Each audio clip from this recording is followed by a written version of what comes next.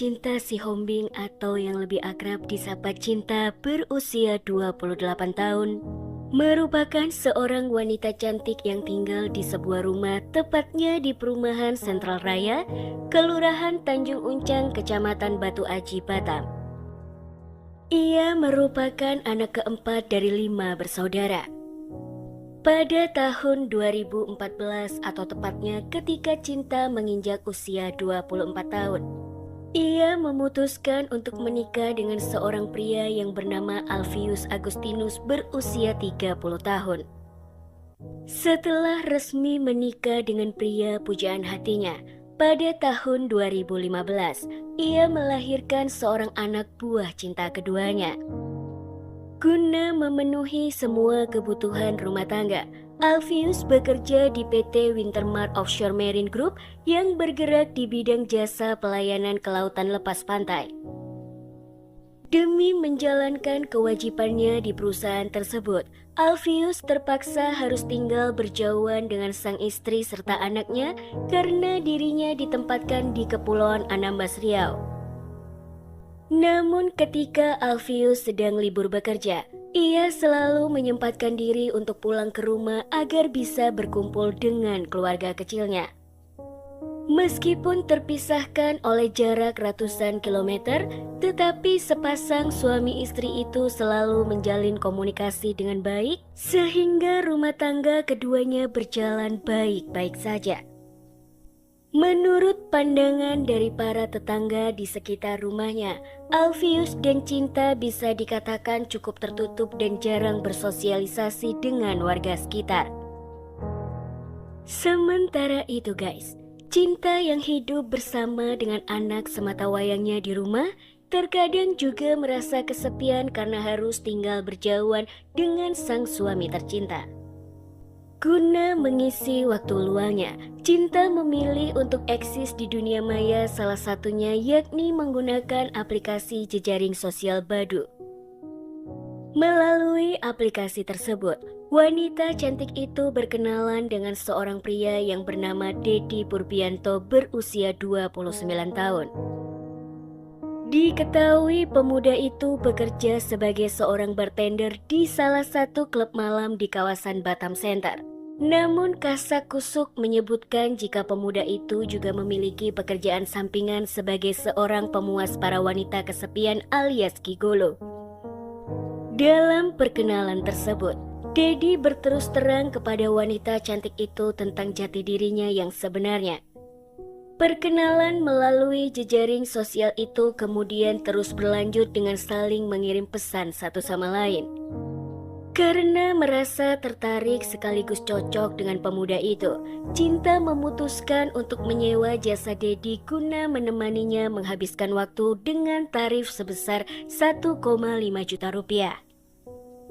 Keduanya sepakat untuk bertemu di sebuah hotel yang ada di kawasan Batam, tepatnya di Hotel Nagoya Inn Batam pada akhir bulan November 2017. Setelah keduanya bertemu, Cinta dan Dedi langsung memasuki salah satu kamar yang telah disewa. Di sana, keduanya menghabiskan waktu untuk berhubungan badan dan saling memuaskan satu sama lain. Setelah puas untuk urusan ranjang, Cinta menyerahkan sejumlah uang kepada Dedi sebagai imbalan atas jasa yang telah diberikan, namun saat itu Cinta tidak membayar pemuda tersebut sesuai dengan kesepakatan awal yakni 1,5 juta rupiah, melainkan hanya 200.000 rupiah saja. Saat itu guys, Cinta beralasan akan memberikan kekurangan pembayaran kencan online itu saat dirinya menyewa jasa Dedi untuk kedua kalinya.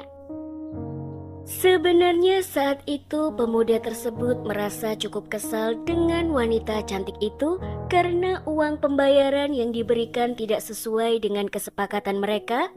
Namun Dedi memilih untuk mempercayai ucapan dari Cinta.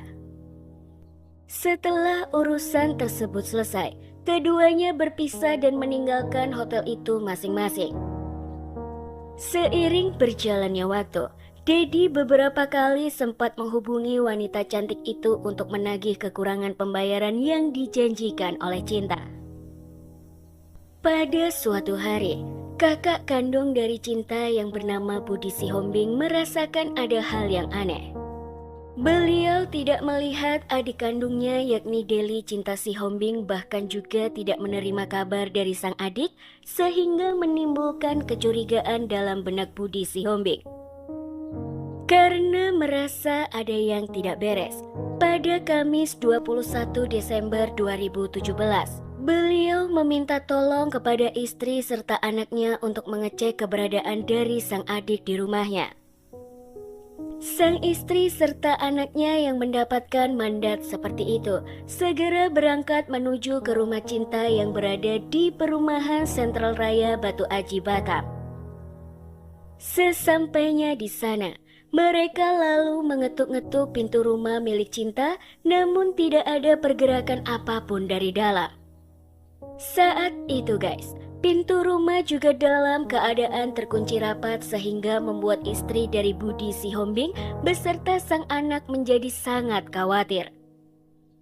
Mereka kemudian berinisiatif untuk segera melaporkan kekhawatiran mereka kepada Ketua RT serta Ketua RW setempat. Setelah melaporkan serta berembuk dengan Ketua RT sekaligus Ketua RW setempat, mereka semua beramai-ramai kembali ke rumah milik Cinta dan memutuskan untuk mendobrak pintu rumah tersebut.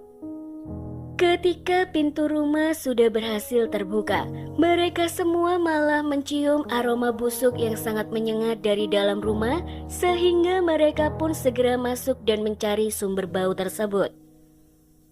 Semua orang yang ada di dalam rumah itu terpaksa harus menyaksikan pemandangan yang begitu mengerikan yang berasal dari atas kasur karena Cinta ditemukan tergeletak tidak bernyawa di atas ranjang yang ada di dalam kamar tidurnya dengan kondisi yang sangat menyedihkan. Tragisnya nih guys, buah hati dari pasangan Deli Cinta Sihombing dan sang suami Alfius Agustinus yang saat itu masih berusia 2 tahun berada tepat di samping jasad sang ibunda dalam kondisi pucat dan lemah. Salah satu dari perangkat desa yang berhasil masuk ke rumah milik Cinta kemudian segera melaporkan penemuan itu ke aparat kepolisian setempat. Setibanya pihak berwajib di lokasi, mereka segera mengevakuasi anak sematawayang dari korban ke rumah sakit terdekat untuk mendapatkan perawatan intensif. Sementara itu guys, beberapa anggota polisi yang lain segera melakukan olah tempat kejadian perkara untuk mencari bukti-bukti dan menganalisa kasus pembunuhan yang menewaskan Deli Cinta Sihombing. Dari hasil investigasi yang dilakukan oleh pihak berwajib, diketahui bahwa mobil Toyota Rush warna hitam dengan nopol BP166CI dinyatakan menghilang. Selain itu, ada beberapa barang berharga lainnya yang juga ikut raib seperti ponsel milik korban dan 1 unit televisi LED yang terpasang di dalam kamar Cinta. Aparat kepolisian yang menangani kasus ini pun segera mengevakuasi tubuh tidak bernyawa itu ke rumah sakit untuk proses otopsi. Berdasarkan hasil otopsi diketahui penyebab kematian Cinta adalah cekikan di leher serta terdapat luka bekas pukulan benda tumpul di beberapa bagian tubuhnya. Tidak sampai di situ saja guys. Pihak berwajib juga segera menggali keterangan dari beberapa orang tetangga korban. Menurut keterangan dari salah satu tetangga mengatakan kalau mereka melihat seorang pria datang masuk ke dalam rumah milik Cinta pada jam 10 pagi. Penampilan dari pria tersebut sekilas mirip dengan suami Cinta, namun keberadaannya di dalam rumah tersebut tidak terlalu lama. Setelah pria yang mirip suaminya itu keluar, dia langsung membawa mobil milik Cinta dan melaju sangat kencang keluar dari garasi rumah tersebut. Selain itu guys, masih menurut keterangan beliau, dalam 1 bulan terakhir, ternyata Cinta memiliki pekerjaan sampingan di tempat karaoke karena belakangan di dalam rumah tangganya bersama sang suami. Diketahui Cinta sering bertengkar karena tidak dikirim uang oleh Alfius.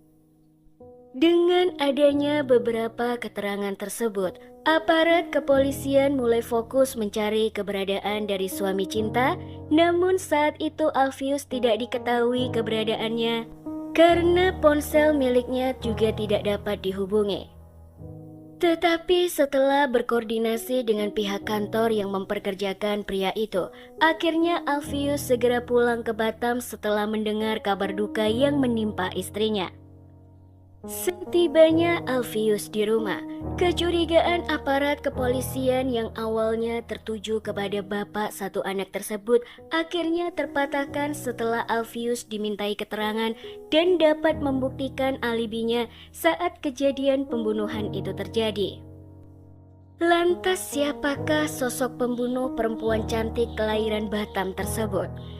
Aparat kepolisian yang menangani kasus ini pun harus bekerja ekstra untuk mencari dalang pembunuhan tersebut. Penyelidikan awal dimulai dari pencarian mobil korban yang dinyatakan hilang dari tempat kejadian perkara. Diketahui mobil Toyota Rush warna hitam milik korban ditemukan di kawasan Batam Center pada hari Sabtu 23 Desember 2017 sekitar jam 10 malam. Pihak berwajib pun tidak mau membuang-buang kesempatan dan langsung melakukan penyergapan terhadap pengendara mobil yang diduga milik korban. Dari penyergapan tersebut, aparat kepolisian langsung mengiring pria pengemudi mobil itu ke kantor polisi untuk dimintai keterangan. Dalam interogasi yang dilakukan oleh tim penyidik terungkap identitas dari pengemudi mobil yakni Dedi Purbianto berusia 29 tahun. Saat penyidik melakukan interogasi kepada Dedi, dirinya tidak dapat mengelak lagi karena saat dilakukan penggeledahan di rumah kos tempatnya tinggal, ditemukan 1 unit ponsel dan 1 unit televisi LED yang memang diambil oleh Dedi dari rumah korban. Kepada penyidik, Dedi Purbianto akhirnya berterus terang jika memang benar dirinya yang telah melakukan pembunuhan kepada ibu satu anak tersebut. Dari mulut Dedi akhirnya juga terkuak bagaimana kronologi detail tentang pembunuhan itu. Jadi begini guys ceritanya. Seperti yang sudah aku ceritakan di awal, bahwa perkenalan antara Dedi dan Cinta berawal dari aplikasi Badoo dan keduanya sudah sempat bertemu serta berhubungan ranjang dengan imbalan sebesar 1,5 juta rupiah. Namun karena pembayaran yang diberikan Cinta hanya 200.000 rupiah saja, sehingga Dedi berkali-kali mencoba menghubungi korban untuk membayar kekurangan uang tersebut. Setelah beberapa kali menagih, akhirnya Cinta merespon dan berjanji akan segera membayar uang itu sampai pada akhirnya keduanya pun sepakat untuk bertemu kedua kalinya. Pada 20 Desember 2017 sekitar jam 1 malam, keduanya akhirnya bertemu. Deli Cinta Sihombing sengaja menjemput Dedi Purbianto di dekat Hotel Bliss Tunas Batu Aji dan secara bersama-sama menggunakan mobil menuju ke rumah Cinta di perumahan Sentral Raya. Setibanya di rumah milik korban, Cinta dan Dedi tidak langsung berhubungan intim.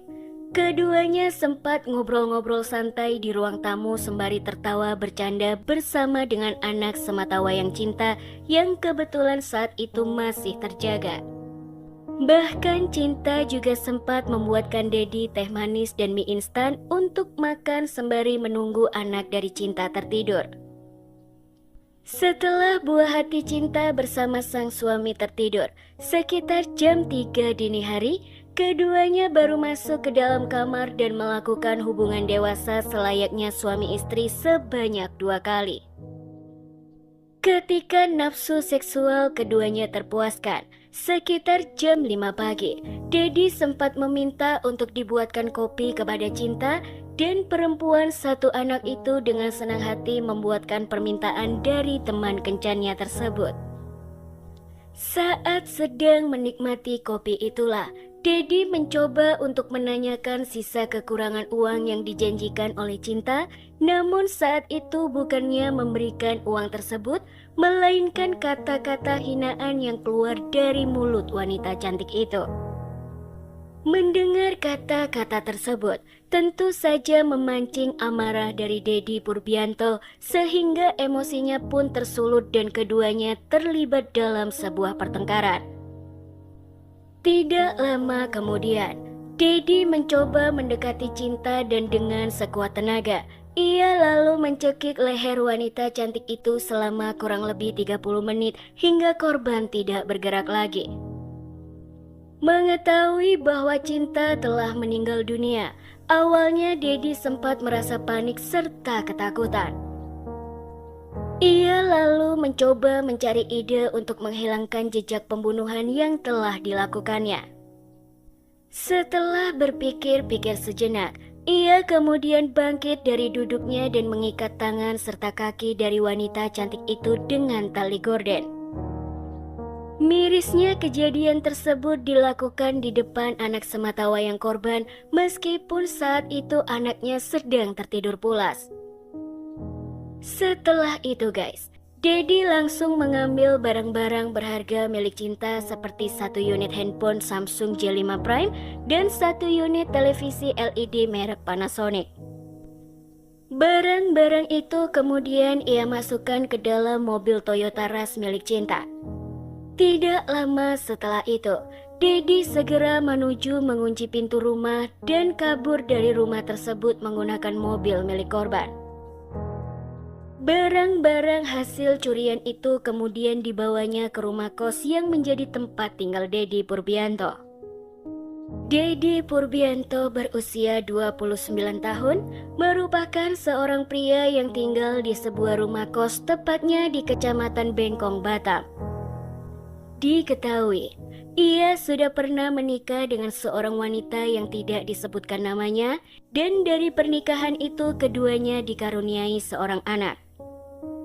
Namun karena merasa tidak ada kecocokan, biduk rumah tangga Dedi Purbianto bersama sang istri terpaksa harus kandas di tengah jalan. Keduanya memutuskan untuk berpisah dan bercerai.